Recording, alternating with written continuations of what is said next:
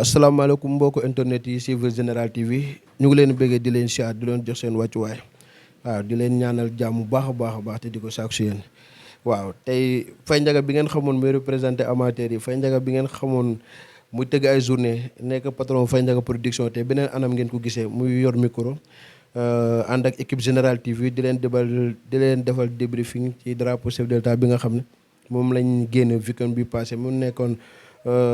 le 6 le 7 le 8 à Diourbel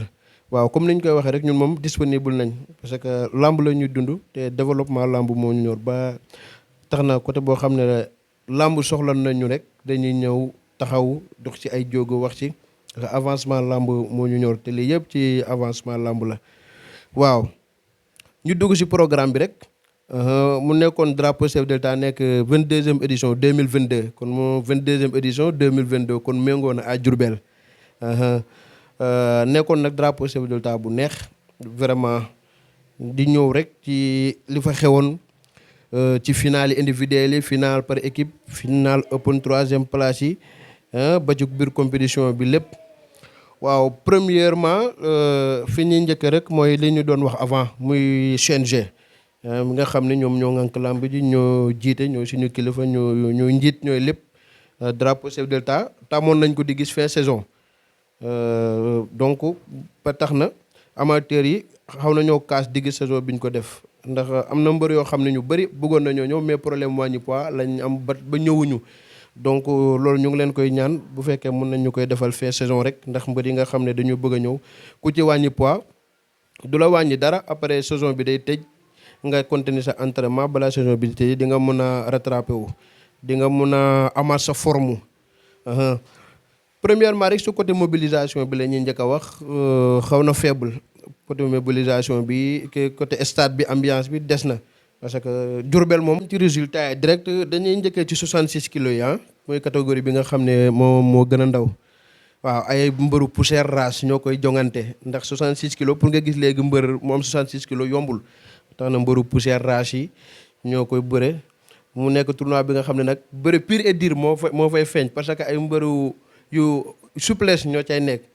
foofu noonu Adama Thior bu Kaolack moo jël première Adama Thior 66 kilos représenté woon région Kaolack moo jël première jël ko ci Cheikh Sarr représenté woon 66 kilos Fatick waaw Cheikh Sarr waaw 3e place Mbar Diouf représenté woon 66 kilos Kaffrine moo ko jël waaw foofu dañ ciy def taxaw seetlu rek parce que Mbar Diouf boobu noonu 2018 bi Dakar di jël drapeau chef de l'État moo représenté woon 66 kilos Dakar donc 2021 ak 2022 yi ñaari édition yëpp moom Kaffrine la dem moom lay représenté 66 kilos kon noonu la demoon di wax ne drapeau chef de l'État nekkul mbër bu nekk sa région ngay bëre rek mun nga dëkk Dakar dem bëre Kaolack dem bëre Diourbel wala nga dem bëre Louga sans départ rek équipe ba la convoqué wala foo dem sélection ci 76 kilos yi aussi tamit waaw foofu noonu Leyti Ndiaye représenté woon 66 kilos Kédougou moo jël 3e place Leyti Ndiaye représenté woon 66 kilos ñu ko xam Leyti Niodior moo jël 3e place 2e place bi Akassa Bamoundé waaw Akassa représenté woon 76 kilos région de Fatick moo jël 2e waaw première foofu noonu Ngor Ñaax Machine Nembel Sob yàlla fara bugu moom moo jël médaille d'or bi nekk 3e fois muy jël catégorie 66 kilos 3 fois successive ndaanaan la waaye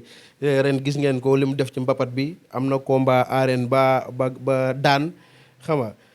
nekk tamit koo xam ne 76 kilos yi da koo téye ci loxoom ndax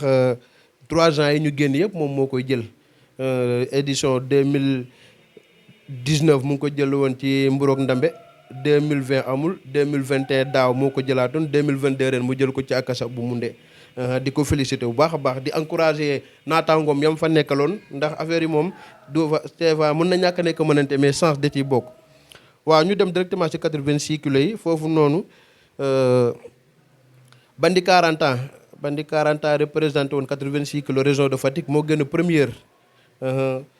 2e ordinateur bu Saly waaw ordinateur bu Saly doomu Saly bi nekk ndaanaan moo jël 2e place représenté woon région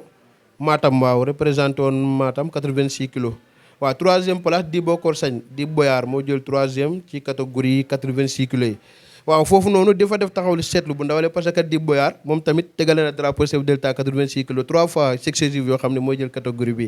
année bi Thiès di gagné drapeau chef de l'État moo jëloon 86 kilos bi ko Diourbel di gagné moo jëloon 86 kilos même 2018 bi ko Dakar di gagné moo jëloon 86 kilos yi encore kon donc ren bu ko ñàkkee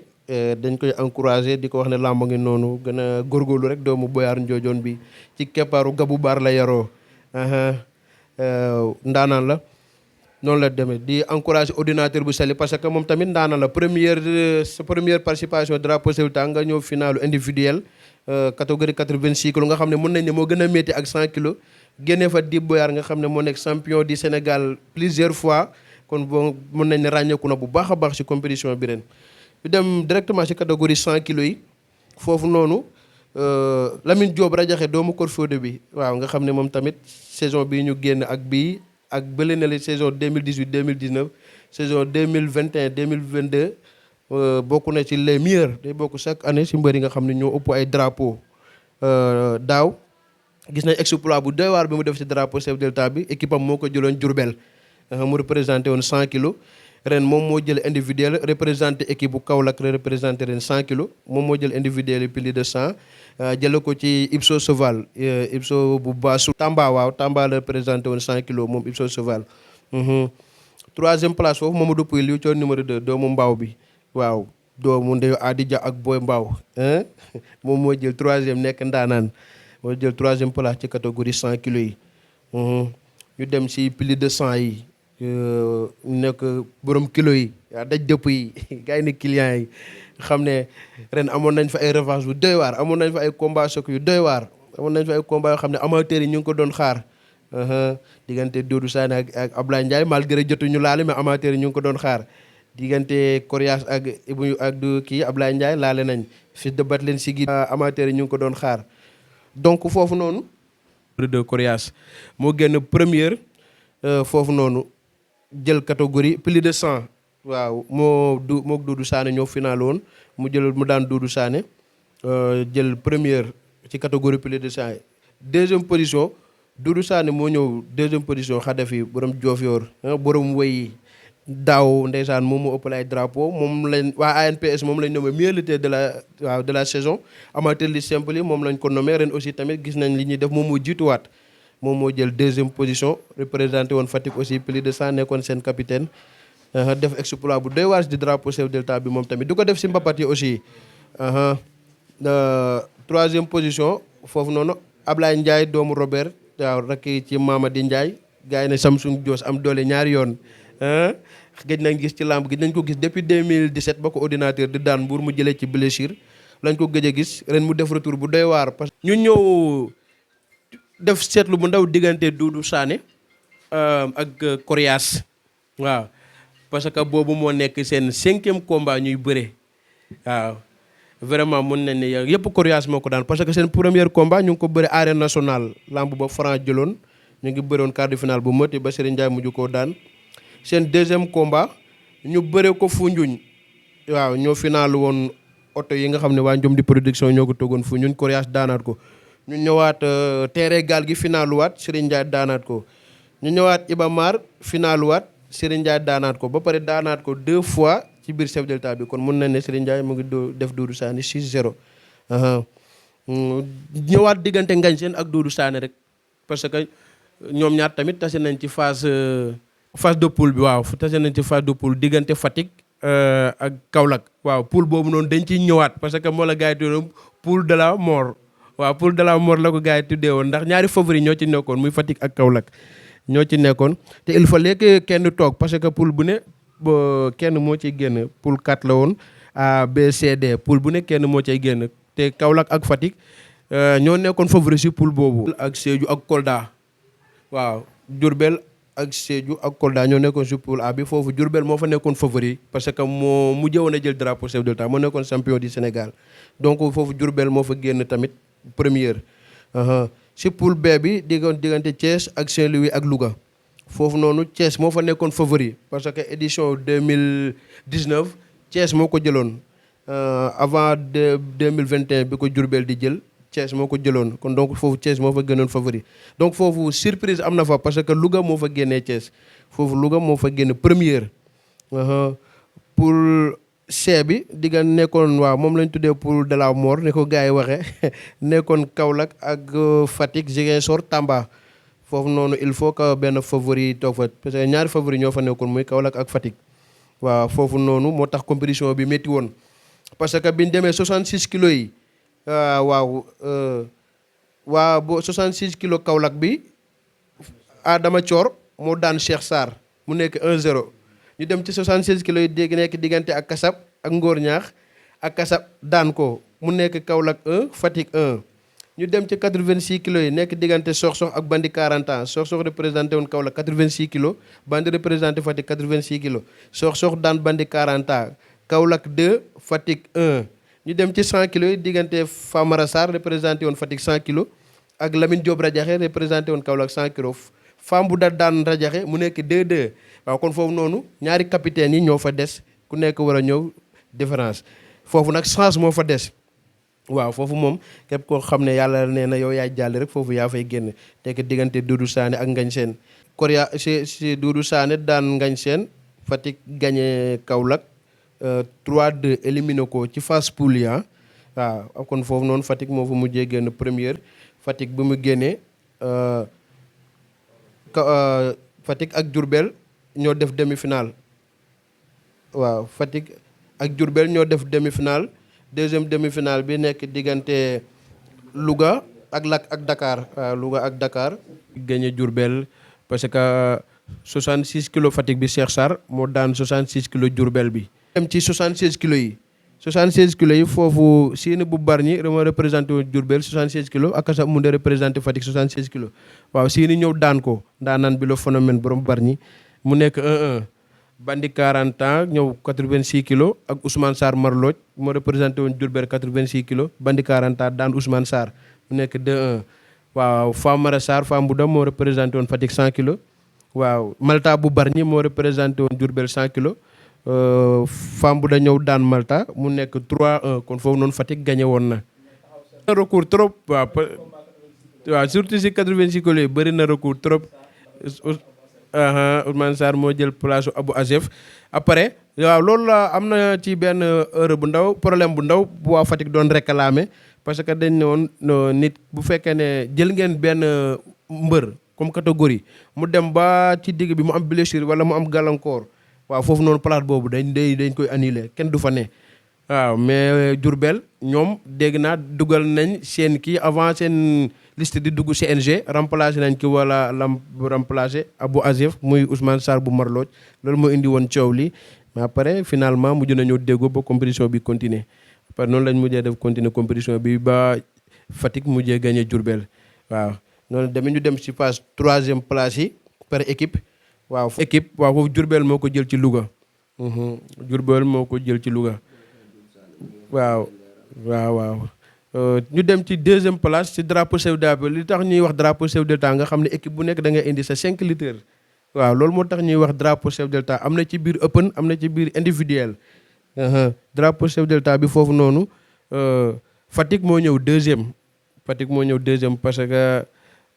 mook Dakar ñoo final woon bi ñu demee 66 kilos bi waaw Dakar gagné ko waaw Dakar gagné Fatick 1-0 ñu dem ci 76 kilos yi Kasab Moundé Mbaye Diop Palmarin daan ko Mbaye Diop bu représenté woon Dakar 76 kilos ñu dem ci 86 kilos yi Tony nga xam ne mu ngi def lu doy waa ci liste simple galaa yi am stade Iba Mar bokk na si ñu jël poids li ëpp li ñu jël si poids léger yi Tony moo daan fa ñëw daan Bandi 40 ans kon foofu noonu rek lamb ji jeexoon na fa Dakar am 3 Fatick 0 ñu dem ci 100 kilos yi Famara Mamadou Pouy Licoor numéro 2 10 moins waaw Licoor numéro 2 ñëw daan Famara Sarr confirmé mu nekk 4-0 noonu la demoon waaw ñun ñëw si open bi waaw 120 kilos yi waa dernier combat boobu ñu waroon a bëre te bëriwuñ ko dinañ ci ñëw boobu moo tëj vidéo bi waaw ñu ñëw ci open bi nga xam ne moom la CNG innové ren indi ko ci drapeau chef d'État bi mu nekk loo xam ne dañ koy rafetlu ndax foofu noonu ki fa gagné rek yow yaay nekk roi simple niñ ko tuddee waaw waaw yaay nekk champion du Sénégal lutte simple. mun nañ nekk yaa mun nañ ne yaa nekk roi de la lutte simple daal comme ni ko gars yi di waxee foofu nag 86 kilos yi lañ jëloon ak 100 kilos yi ak plus de 100 waaw 66 kilos ak 66 kilos yi bokkuñu woon 86 kilos yi lañ jëloon ak 100 kilos ak plus de 100 foofu noonu nag vraiment mbër yu bëri dañoo abandonné woon parce que compétition bi daa métti presque booy xool quelques lutteurs rek lañ amoon foofu noonu troisième position Doudou Sané moo taxaw troisième position waaw Xadafi bu Diofior moo jël troisième position deuxième position Ngañ Seen di doomu Njagañaaw moo fa finaalu noonu moo finaalu catégorie bu kii open bi moo fa finaalu moo Coriace Serigne Ndiaye numéro 2 waaw Serigne Ndiaye daan ko mu nekk deuxième fois Serigne Ndiaye di ko daan na ko Foundiougne oto ya mu jëloon daanaan ko keroog mu nekk 2-0 kon instant bi mun nañ ne Serigne Ndiaye mooy roi de la lutte simple waaw moo taxaw première position ndax moo jël tournoi open bi Ngañ Seen mooy deuxième position waaw moo taxaw deuxième position ndax moo final ak moom Doudou Sané mooy ñëw troisième position Xadafi borom Diofior ndaanaan bi waaw di wax ne moom drapeau chef de l'État def ci chef de l'État bi ràññeeku na ci ren bu baax a baax animation bi ci bërëb bi ci wane njàmbaar wane jom fu la fayda ràññeeku na ci bu baax Doudou Sané di ko encourager encore di encourager équipe am di encourager waa région de Fatick yëpp di féliciter waa région de Dakar yi nga xam ne ñoo jël drapeau chef de l'État bi kon fi mu ne Coriace moom moo taxaw meilleur lutteur de la lutte simple comme ni ko gars yi waxee ndax moo jël tournoi open bi waaw noonu la. waaw ñu ñëw ci final bi doxoon diggante Dakar ak Fatick ndax édition 2018 ba ko Dakar di jël moom ak Fatick ñoo finalu woon boobu noonu booy xool ku nekk mbër yi nga indi woon gisuñ ci kenn ndax année boobu noonu kii Mbara Diouf bi nga xam ne moo représenté woon Kaffrine 66 kilos moo représenté woon Dakar 2018 Koña 2 ndaanaan bi moo représenté woon Dakar 66 kilos Chiaka bu Mbour moo représenté woon Dakar 86 kilos waaw 100 kilos Dakar bébé Diène la Mamadou Thiam di ko ñaanal fa mu nekk yàlla génne ko fa ak jàmm moo représenté woon 100 kilos Émile François Gomis moo représenté woon plus de 100 année boobu Dakar moo final woon ak Fatick année boobu noonu ñoom Cheikh Tidiane Niang ñoom Omar Diouane ñoom kii si ñoom tuddati waaw Cheikh Tidiane Niang Omar Diouane Fodé Mbissine ñoo représenté woon Fatick foofu noonu nekkoon nag compétition bu saturé final wala biñ dem 66 kilos bi Fatick dafa ñëw daan 66 kilos bi 66 kilos bi Koña 2 ñëw daan kii Omar Diouane 86 kilos bi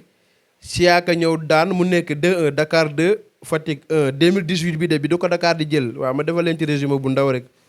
waaw ñu dem ci 100 kilos yi Cheikh Tidiane Niang daan Bébé Diène mu nekk 2-2 léegi mu des Fodé Sarr 120 kilos Fatick ak Émile François Gomis 120 kilos Dakar waaw Cheikh Tidiane Niang Alpha Korfatou américain mu wane fa njàmbaar wane fa garmi parce que bi mu daanee Bébé Diène dafa tekki sengoor bi mu yoroon dem joxoon Fodé Sarr ne ko yow yaa ñu si war a génnee wasoom yokkuten waagu suta inteen laa ko ci séeréer nga xam ne jamono yooyu li muy yëg mooy takki sengoor bi takk ndigam dem bëre ak Franc ndax ndeysaan mbër la dafa lambi Cheikh Tidiane Niang